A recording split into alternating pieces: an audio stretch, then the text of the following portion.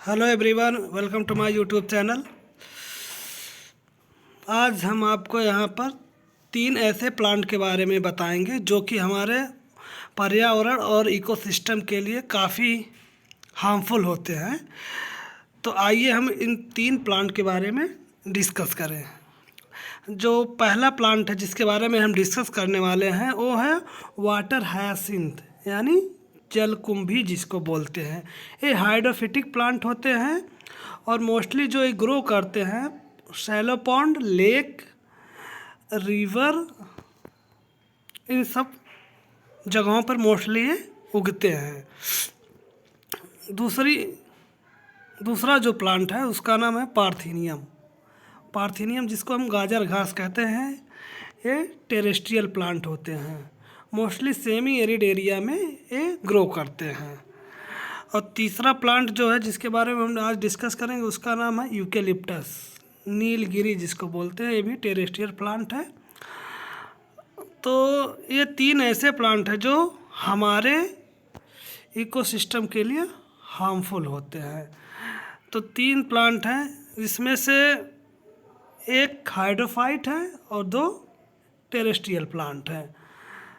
तो चलिए हम इन तीनों के बारे में डिटेल में स्टडी करेंगे।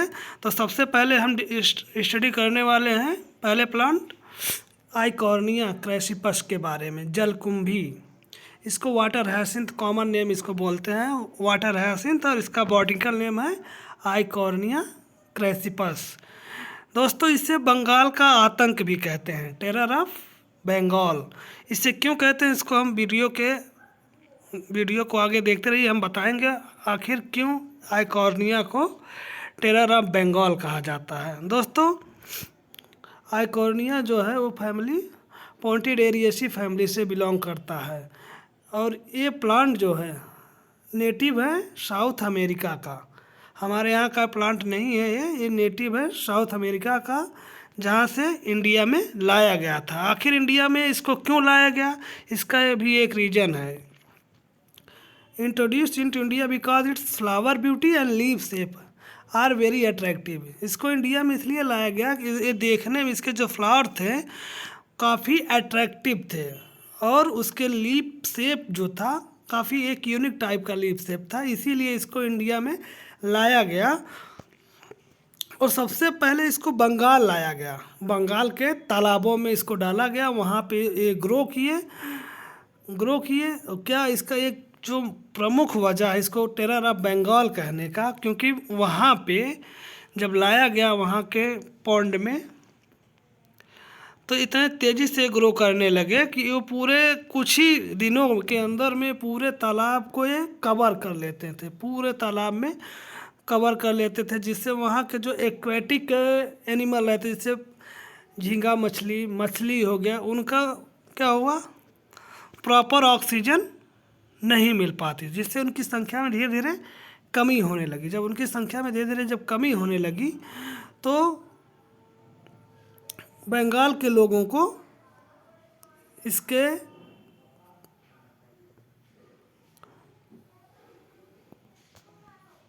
बंगाल के लोगों का जो मुख्य भोजन है वो मोस्टली फ़िश है। तो वहाँ पे लोगों को ज़्यादा दिक्कत होने लगी, खाने की समस्या होने लगी मछलियों की। तो इसीलिए इस वजह से इसको हम आइकॉर्निया को टेरर ऑफ बंगाल कहते हैं, बंगाल का आतंक कहते हैं।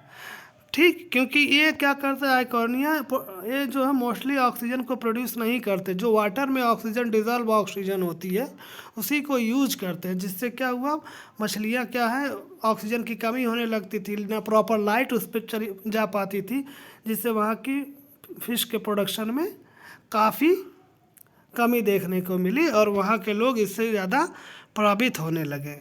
और इसको हम ज़्यादा बहुत ही अच्छे से ड्रेन, सीड की वायबिलिटी होती है, सीड वायबिलिटी इसकी जो होती है आइकॉर्निया की वो लगभग 20 ईयर की होती है। इसको 20 साल तक इसके सीड वायबल हो सकते हैं, इसीलिए इसको जल्दी ख़त्म नहीं किया जा सकता इसको तालाब से। आइए इसको देखते हैं।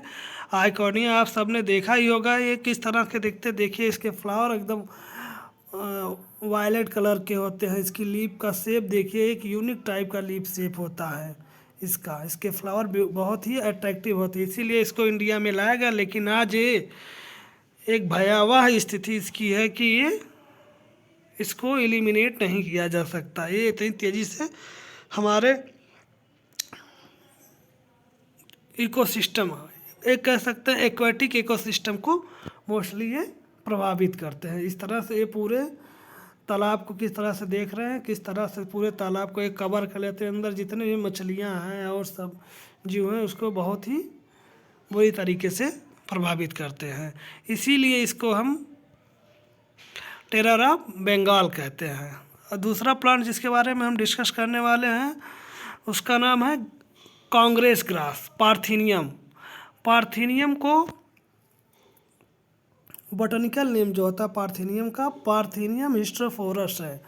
इसको हम कैरेट ग्रास या गाजर घास कहते हैं। इसको कैरेट ग्रास या गाजर घास क्यों कहते हैं? क्योंकि इसकी जो लीप का जो स्ट्रक्चर होता है वो गाजर की लीप के तरह होता है, इसीलिए इसको हम गाजर घास या कैरेट घास कहते हैं। इसको चटक चांदनी भी बोलते हैं। चटक चांदनी क्यों? क्योंकि चांदनी रात में ये एकदम इसके जो फ्लावर होते हैं ऐसा लगता है जैसे तारे उगे हों, इसको देखने पे लगता है, इसीलिए इसको हम चटक चांदनी कहते हैं। इसकी फैमिली क्या है? एस्ट्रेसी फैमिली के ये बिलोंग करते हैं। और ये भी हमारे इंडिया का मोस्टली प्लांट नहीं है, ये अमेरिका से लाया गया था, नेटिव ऑफ अमेरिका। ये पेरेनियल प्लांट होते हैं, मतलब 1 साल तक ये ग्रो करते हैं पूरे। और ये वीड होते हैं, मोस्टली ये खरपतवार होते हैं, बहुत ही खतरनाक खरपतवार होता है। इसको इंट्रोड्यूस किया गया था इंडिया में विथ वीट के साथ, गेहूं के साथ इसको इंडिया में इंट्रोड्यूस किया गया था।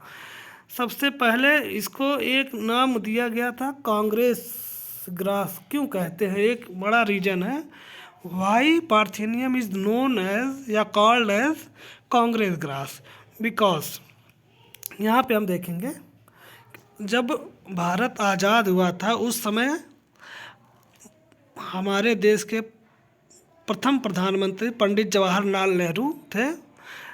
अबाउट लगभग 1950 ईस्वी में इंडिया को बहुत ही खाद्य पदार्थों का प्रॉब्लम था, उनको दूसरे देशों से आयात करना पड़ रहा था खाद्य पदार्थों का। था वहाँ तो ये वहाँ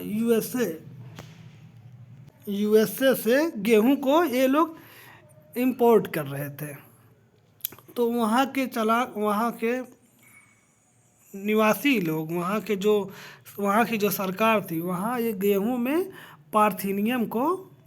पार्थेनियम के जो सीड थे उसको मिक्स कर दिया गेहूं के साथ, और वो मिक्स गेहूं हमारे भारत आ गया। इसीलिए इसको कहा जाता है कि कांग्रेस ने गिफ्ट दिया है, पार्थेनियम को गिफ्ट दिया है हमें, तो इसीलिए इसको हम कांग्रेस ग्रास भी बोलते हैं। ये सबसे पहले जो इंडिया में आया था, सबसे पहले पुणे में आया था। पुणे में आया, उसके दिन इसको अंडमान निकोबार द्वीप आइसलैंड में ले गया। ये आज पूरे भारत में एक भयावह स्थिति उत्पन्न कर दिया है, जो ही बहुत ही खतरनाक है। ये एनिमल के लिए बहुत ही खतरनाक होता है। जो एनिमल होते हैं जैसे गाय, भैंस, बकरी, ये लोग इसको खा नहीं सकते, ये बहुत खतरनाक होते हैं क्योंकि इनके जो लीव्स होते हैं एलर्जी काज करती हैं, ह्यूमन में भी एलर्जी काज करती है। इसलिए ये जो पौधा है पार्थेनियम कांग्रेस ग्रास जिसको बोलते हैं, बहुत ही हमारे इकोसिस्टम के लिए ही बहुत ही हार्मफुल होता है। नेक्स्ट जो हम प्लांट के बारे में डिस्कस करेंगे वो प्लांट है, यहाँ देखिए आप पार्थेनियम के बारे में एक बार देख लीजिए इसका कैसा होता है प्लांट। ये देखिए, ये एकदम गाजर की तरह इसकी लीव्स होती हैं, ये फ्लावर वाइट होते हैं, और ये देख रहे हैं ये किस तरह से जहाँ पे उगते हैं वहाँ पे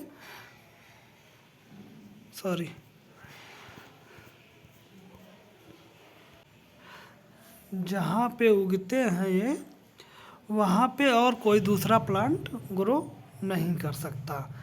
तो ये भी हमारे इकोसिस्टम को ही बहुत ही बुरी तरीके से प्रभावित करते हैं। नेक्स्ट जो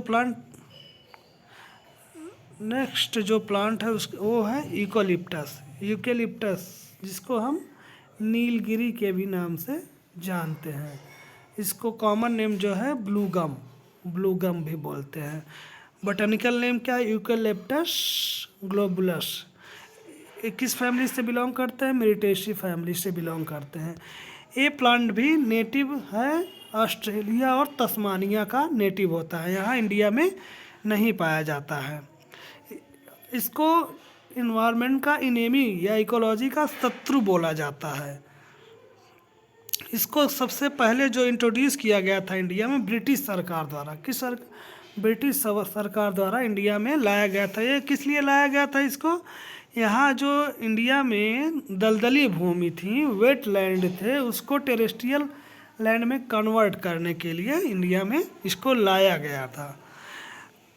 तो मोस्टली ये इतने ज़्यादा वाटर को एब्जॉर्ब करते हैं कि पूरे आसपास अपने जितने भी वेजिटेशन होगा उसको डिस्ट्रॉय कर देगा। पानी की कमी हो जाएगी इसके आसपास और भी किसी प्लांट को ये ग्रो होने नहीं देते। ये भी अपने इकोसिस्टम को बहुत ही बुरी तरीके से प्रभावित करते हैं। आज पूरी भारत में हर जगह आपको यूकेलिप्टस का प्लांट देख सकते हैं। इसको कैसे हम प्रोड्यूस कर सकते हैं? थ्रो सीड के द्वारा और ग्राफ्टिंग के द्वारा भी हम इसको कलम द्वारा इसको भी लगा सकते हैं यूकेलिप्टस को। नेक्स्ट बढ़ते हैं। यूकेलिप्टस इज एंजियोस्पर्मिक प्लांट होते हैं। क्या होते हैं? एंजियोस्पर्मिक प्लांट यानी फ्लावरिंग प्लांट होते हैं। It have a medicinal use. इसका कुछ मेडिसिनल यूज भी हैं। इससे ऑयल जो ऑब्टेन किया जाता है सेवरल डिजीज के ट्रीटमेंट के लिए यूज होता है। मोस्टली जो होता है ऑयल जो होता है कफ के लिए होता है और कोल्ड प्रोडक्ट के रिलीफ के लिए यूज किया जाता है इसका ऑयल। और it causes skin and respiratory problem भी काज करते हैं। तो आइए देखते हैं कैसे यूकेलिप्टस प्लांट। देखिए यही है यूकेलिप्टस प्लांट। ये बहुत ही तेज़ी से ग्रो करते हैं और अर्थ से जितने भी वाटर होते हैं इसको बहुत तेज़ी से खींच लेते हैं और अपने आसपास किसी और पौधे को ये उगने नहीं देते हैं। इसके सीड, इसके फ्लावर देखिए वाइट से होते हैं। इसकी पत्तियाँ नुकीली होती है, पैरेलल वेरिएशन पाया जाता है। तो ये थे हमारे 3 ऐसे प्लांट जो हमारे इकोसिस्टम को बुरी तरीके से प्रभावित करते हैं। ठीक, थैंक यू दोस्तों। वीडियो कैसा लगा आपको आप कमेंट सेक्शन में बताएंगे। अगर चैनल पे नए हैं तो चैनल को सब्सक्राइब करें, लाइक शेयर करें। धन्यवाद।